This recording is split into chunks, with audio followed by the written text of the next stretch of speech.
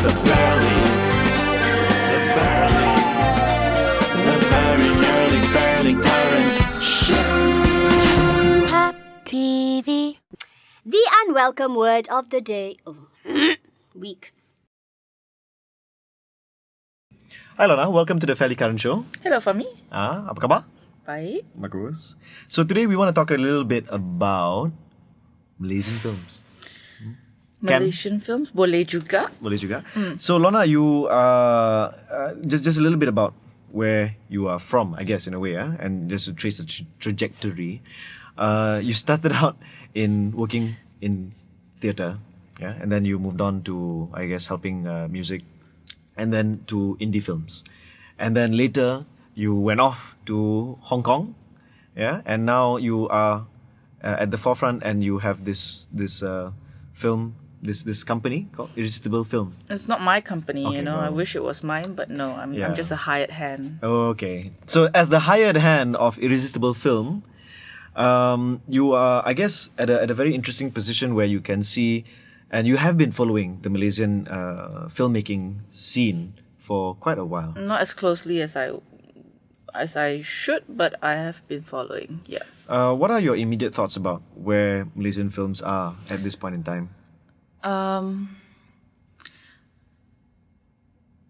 Malaysian films in this point of time, I think it's an interesting point. I mean, a couple of years back, you had the Malaysian New Wave, and you had the sort of like the film festival world raving about all the talents and the amazing films that were being made. And the talents are still there, but, the interest is now at a, it comes and goes, the waves of interest. And if you don't sustain it with, going beyond what you were doing, it will die down. So now it's like, okay, it's a Malaysian film, but so what? Now the hottest thing is Filipino film, it's no longer Malaysian film. Then 2 years down the road, it's going to be Brazilian film, and then 2 years down the road, it's going to be like, Nigerian films or whatever it's going to be.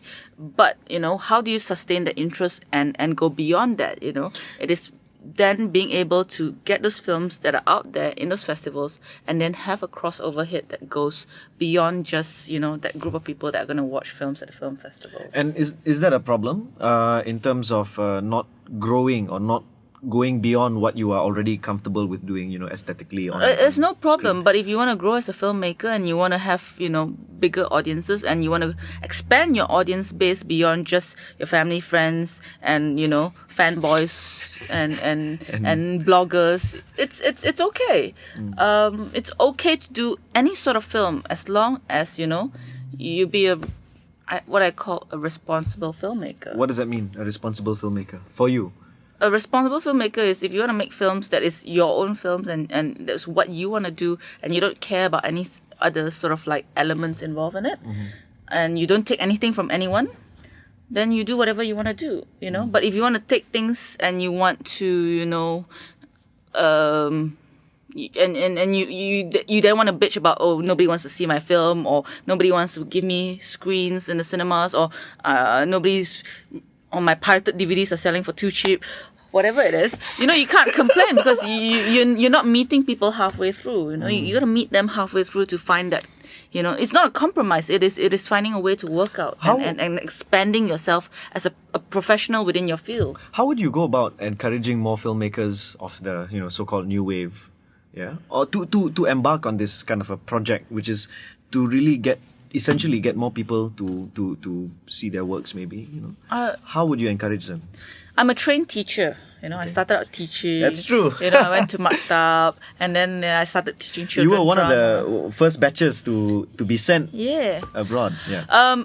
My thing is always do your homework.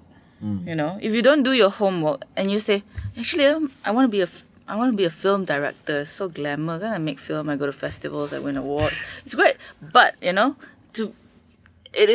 to be a really, really, really great filmmaker, it is doing your homework. Meaning, you must know what film is about. You must know how to tell a story. You must know how to use the camera. You must know how to technically be able to deliver a film. You must be able to work with your actors. There's many layers of being a filmmaker. And how do you achieve all that? You got to do your homework. You got to start by learning either becoming an AD or, or working on theatre. And a lot of the filmmakers have, certain all the different backgrounds. But it's really important to understand, the basics of film language even. And that not everybody, I think, realizes how hard filmmaking is. They just think it's fun, I'd be a director. Do you think infrastructure-wise, Malaysia is at a point where it is able to sustain growth of this sort among independent, or homegrown filmmakers? Do we have that kind of infrastructure, or is it not about infrastructure at all? It's just about raw talent that is...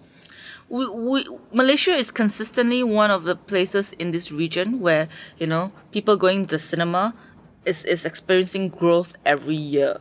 I think 2 years ago it was 28%, and that's because we're building more and more cinemas, and we have one of the highest sort of like television per family household sort of thing. So there is, avenues of where the films can be shown.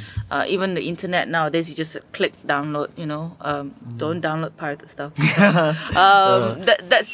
You can download PopTeeVee though. You can download PopTeeVee. Oh. But, okay, yeah. There are many avenues, and we have a population of 22 million. If Singapore can make films of a population of 4 million, why can't Malaysia make films for 22 million? And there's always this complaint about, how fragmented Malaysia is, there's different languages, but I think we're more similar with each other than we are with, say, like, people within India, for example, of the different sort of like regions. But why can Indian films, do so well? Should Malaysian filmmakers stop sending stuff to festivals? No.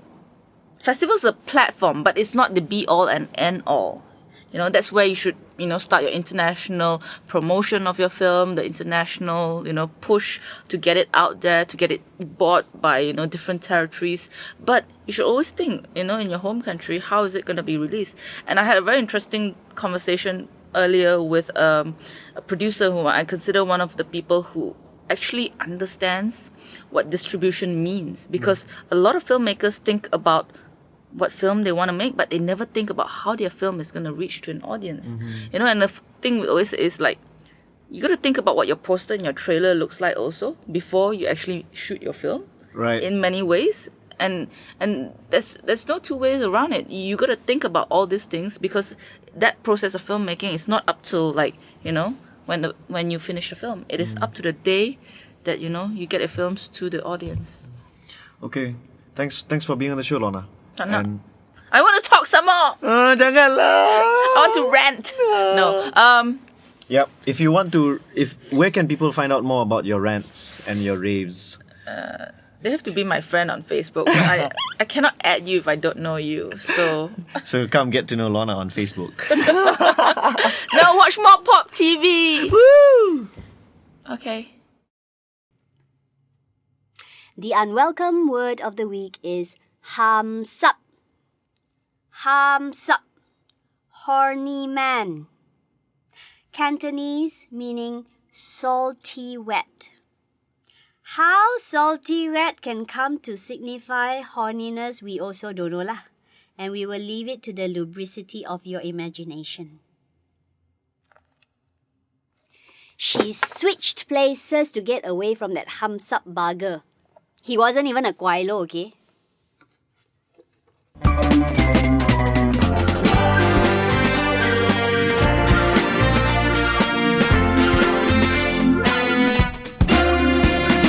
PopTeeVee.